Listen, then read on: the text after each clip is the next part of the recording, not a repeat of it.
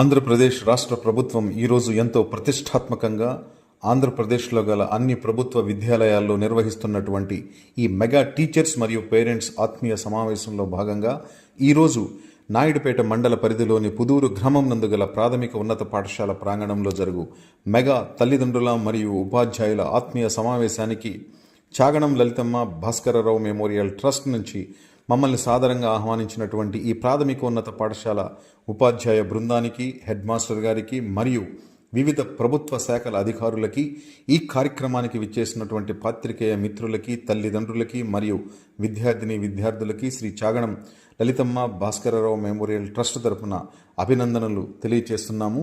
Chaganam Lalithamma Bhaskara Rao memorial trust Pellakuru మండల కేంద్రంలోని పెళ్లకూరు గ్రామంలో ఏర్పాటు చేయడం జరిగింది. ఈ ట్రస్ట్ని శ్రీ చాగణం గౌరీశంకర్ గారు వారి తల్లిదండ్రుల పేరు మీద ఏర్పాటు చేయడం జరిగింది. ఈ ట్రస్ట్ ఆధ్వర్యంలో అనేక సేవా కార్యక్రమాలని శ్రీ చాగణం గౌరీశంకర్ గారు ఎంతో నిస్వార్థంగా, నిజాయితీతో, నిరాడంబరంగా చేస్తూ నెల్లూరు, తిరుపతి జిల్లాల్లోని ప్రతి ఒక్కరికి ఈ సేవా కార్యక్రమాలు అందే విధంగా చర్యలు తీసుకుంటూ ఉన్నారు. ఈ ట్రస్ట్ ఆధ్వర్యంలో అనేక సేవా కార్యక్రమాలు, ఉచిత సేవా కార్యక్రమాలు కంటిన్యూస్గా జరుగుతూ ఉంటాయి. అటువంటి సేవా కార్యక్రమాలని మీకు చెప్పే ప్రయత్నం చేస్తాను. ఎందుకంటే ఈరోజు నిజాయితీతో, నిరాడంబరతతో, నిస్వార్థమైన సేవా కార్యక్రమాలను అందించేవారు ఎంతమంది ఉన్నారో మనం చేతుల మీద వేళ్లతో లెక్కబెట్టవచ్చు.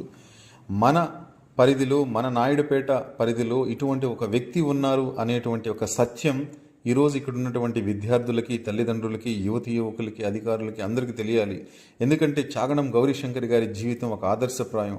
ఒక మధ్యతరగతి కుటుంబం నుంచి సాధారణమైనటువంటి విద్యను అభ్యసించి ఈరోజు ఒక అద్భుతమైన వ్యక్తిగా, శక్తిగా తాను ఎదిగినటువంటి తీరు ఈరోజు మనందరికీ కూడా ఆదర్శప్రాయం. ముఖ్యంగా విద్యార్థులు వారి జీవిత చరిత్రను తెలుసుకోవడం ద్వారా, ట్రస్ట్ను ఒకసారి సందర్శించి అక్కడ జరిగే అభివృద్ధి కార్యక్రమాలను చూడడం ద్వారా వారికి ఎంతో ప్రేరణ కలిగించే విధంగా వారి జీవితం ఉండబోతుంది. ముఖ్యంగా విద్యార్థులు కొన్ని పదాల యందు సంపూర్ణమైన అవగాహనని లేదా కనీస అవగాహనని కలిగి ఉండాలి. ఆ పదాలు ఏంటంటే, మొదటిది చదువు అంటే ఏమిటి, రెండవ పదం విద్యార్థి అంటే అర్థం ఏమిటి, మూడవ పదం గురువు అంటే అర్థం ఏమిటి, నాలుగవ పదం మనిషి అంటే అర్థం ఏమిటి. చదువు, గురువు, విద్యార్థి మరియు మనిషి, ఈ 4 పదాలకి అర్థం తెలుసుకున్నటువంటి విద్యార్థులు భవిష్యత్తులో ఎటువంటి ఉన్నత శిఖరాలని అధిరోహిస్తారు. ఒక్కసారి ఆలోచించేయండి. మీరు ఈ 4 పదాల గురించి ఒక కనీస అవగాహనతో కొంత జ్ఞానాన్ని కలిగి ఉంటే మనము ఎక్కడైనా మన యొక్క విద్య గురించి, విద్య యొక్క గొప్పతనం గురించి, విద్య నేర్చుకునే విద్యార్థికి ఉండవలసిన లక్షణాల గురించి మరియు గురువులు యొక్క గొప్పతనం గురించి, మనిషిగా మనం సమాజంలో ఎటువంటి జీవనాన్ని అవలంబించాలనే విషయాల్ని చాలా స్పష్టంగా ముందు చెప్పే వీలుంటుంది. కాబట్టి ఈ 4 పదాల యొక్క అర్థాన్ని మీకు నేను వివరించే ప్రయత్నం చేస్తాను. ముందుగా చదువు అంటే ఏమిటి? చదువు అనే పదానికి ఒక మంచి అర్థం చెప్పిన వారు ఈ చరిత్రలో మనకి ఎవరన్నా ఉన్నారు అంటే అది స్వామి వివేకానంద. ఆ మహానుభావుడు ఏం చెప్తారంటే, education is the manifestation of divine power existing in the men and women. Education is man making, character making and life building. అంటే ఒక వ్యక్తిలో ఉన్న, ఒక విద్యార్థిలో ఉన్న అద్భుతమైనటువంటి శక్తిని, యుక్తిని బయటకు తెచ్చేటువంటి నిరంతర ప్రక్రియ చదువు అంటారు. ఈ చదువు ఒక మనిషికి అద్భుతమైనటువంటి జ్ఞానాన్ని ఇవ్వాలి, ఒక మనిషి జీవితాన్ని నిలబెట్టాలి, అదేవిధంగా మనిషి యొక్క క్యారెక్టర్ని నిర్మించాలి, అదేవిధంగా మనిషి ఒక సమూలమైన శక్తిగా ఎదగడానికి అవసరమైనటువంటి అన్ని నైపుణ్యాలని అందించే విధంగా ఉండాలి. తప్పితే విద్య మార్కుల కోసమో ఏదో ఒక చిన్న ఉద్యోగం చేసుకుంటూ మనం కడుపు నింపుకోవడానికో పనికి వచ్చే విధంగా ఉండాలి అని కాకుండా ఈ విధంగా మనము చదువుని నేర్చుకోవాలని ఆ మహానుభావుడు చెప్పడం జరిగింది. అదేవిధంగా రెండవ పదం గురువు. గురువు అంటే అర్థం ఏంటంటే చాలామంది విద్యార్థులు మనం అడిగినప్పుడు గురువు అంటే ఉపాధ్యాయుడు, టీచర్ అని చెప్తూ ఉంటారు. వారికి తెలిసినటువంటి విషయాలు వాళ్ళు చెప్తూ ఉంటారు. కానీ గురువు అనే పదము ఒక సంస్కృత పదం. గు అర్ధస్య అంధకారస్య రు అర్ధత్తమ నిరోధక. గు అంటే చీకటి, రు అంటే చీకటిని పారద్రోలేవాడు. ఒక విద్యార్థిలో ఉన్న అజ్ఞానాన్ని, అంధకారాన్ని తొలగించి జ్ఞానకాంతులను, వెలుగురేఖలను ప్రసరింపచేసేవాళ్లే గురువులు. అటువంటి గురువులే ఈరోజు మీ పుదూరులో ఉన్నటువంటి ప్రాథమికోన్నత పాఠశాలలో చాలామంది ఉన్నారు. వారి నుంచి ఒక అద్భుతమైనటువంటి జ్ఞాన సంపదను తీసుకోవాల్సిన బాధ్యత విద్యార్థులుగా మీ మీద ఉంటుంది.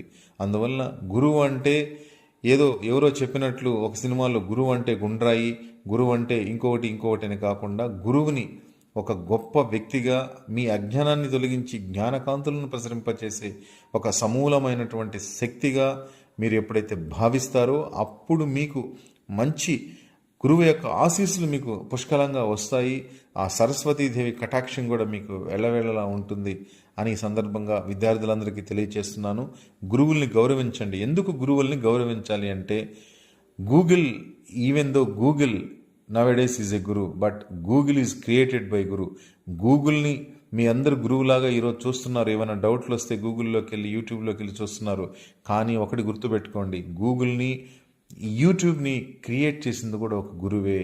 అందువలన గురువుల్ని తరాలు మారినా, యుగాలు మారినా గురువుకి ఉండవలసినటువంటి ఒక మంచి ఒక రెస్పెక్ట్ని, మర్యాదను మనం తరతరాలకి, భావితరాలకి మనం అందించవలసినటువంటి ఆవశ్యకత ఎంతైనా ఉంది. కాబట్టి గురువుల్ని గౌరవించడం నేర్చుకోండి. అలాగే విద్యార్థి అంటే అర్థం ఏంటి? అసలు విద్యార్థి అనే పదానికి అర్థం తెలియకుండా మనం ఎన్ని రోజులు విద్యార్థులుగా ఈ చదువును చదువుకుంటూ ముందుకెళ్ళాలి?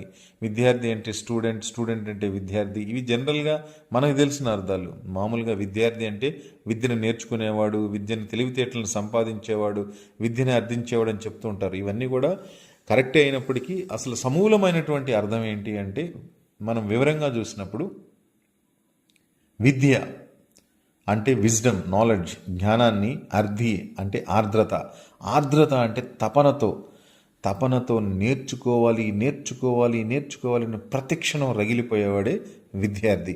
అంటే జ్ఞానాన్ని గురువుల నుంచి నేర్చుకోవడానికి అనుక్షణం, ప్రతిక్షణం ఒక కసితో రగిలిపోయేటువంటి వ్యక్తే విద్యార్థి. విద్యను అర్థించువాడు ఆర్ద్రతతో, తపనతో నేర్చుకోవాలి అని అనుక్షణం రగిలిపోయేవాడే విద్యార్థి.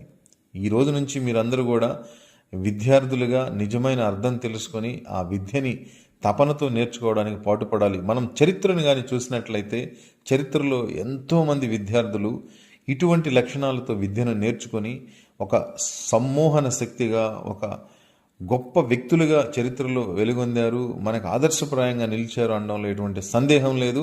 అటువంటి వారిలో ముందు వరుసలో కొంతమంది ఉంటారు. మీకు ఒక ఉదాహరణని నేను చెప్పదలుచుకున్నాను.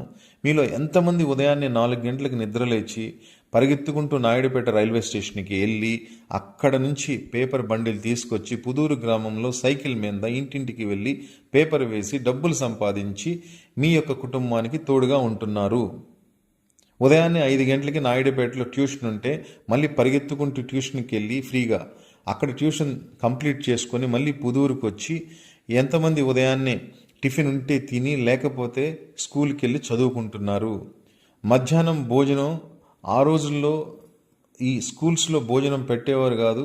అందువల్ల పూటకూళ్ళు అని చెప్పి పెట్టేవారు. పక్కింటికి వెళ్ళి పూటకూళ్ళు విధానంలో భోజనం వాళ్ళు పెడితే తిని మళ్ళీ మధ్యాహ్నం నుంచి స్కూల్కి వచ్చి చదువుకునేటువంటి వారు ఎంతమంది ఉన్నారు ఈ స్కూల్లో? అలాగే సాయంత్రం అమ్మ రొట్టెలు చేస్తే తిని, లేకపోతే ఒట్టి నీరు తాగి కడుపు నింపుకొని చదువుకునేటువంటి ఈ వీధి దీపాల వెలుగులో, లేకపోతే కిరసనాయిల బుడ్డి వెలుగులో చదువుకునేవారు ఈరోజు ఈ పుదూరు గ్రామంలో ఇక్కడున్నటువంటి విద్యాలయంలో విద్యార్థులు ఎంతమంది ఉన్నారు?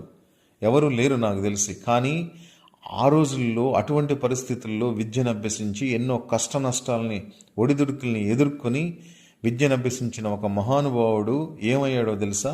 The missile man of India అయ్యాడు. అలాగే భారత రాష్ట్రపతి అయ్యాడు. ఎవరో తెలుసు మీ అందరికీ ఆ వ్యక్తి? The great legendary person Abdul Kalam. ఆ మహానుభావుని యొక్క జీవిత చరిత్రను ప్రతి విద్యార్థి ఒక ప్రేరణగా తీసుకోవాలి. అతని జీవితాన్ని ఆదర్శవంతంగా తీసుకొని అతను అవలంబించినటువంటి ఆ మహానుభావుడు అవలంబించినటువంటి మంచి లక్షణాలను మీరు పుణికి పుచ్చుకొని మీ యొక్క జీవితాలని ఆదర్శవంతంగా తీర్చిదిద్దుకోవాలి. మిమ్మల్ని కన్న తల్లిదండ్రులకు, గ్రామస్తులకు, అలాగే మిమ్మల్ని మంచి విద్యాబుద్ధులు చెప్పి మంచి ప్రయోజకులుగా చేస్తున్నటువంటి గురువులకు మంచి పేరు తీసుకురావాల్సినటువంటి బాధ్యత మీ భుజస్కంధాల మీద ఉంది. అందువల్ల ఒక విద్యార్థిగా ఎటువంటి లక్షణాలు కలిగి ఉండాలి, ఎటువంటి సత్ప్రవర్తన కలిగి ఉండాలి అనే విషయాన్ని మీరు కూలంకషంగా స్పష్టంగా తెలుసుకోవాల్సిన బాధ్యత మీ మీద ఉంటుంది. అలాగే 4వ పదం మనిషి. మనిషి అనే పదానికి అర్థం ఏమిటి?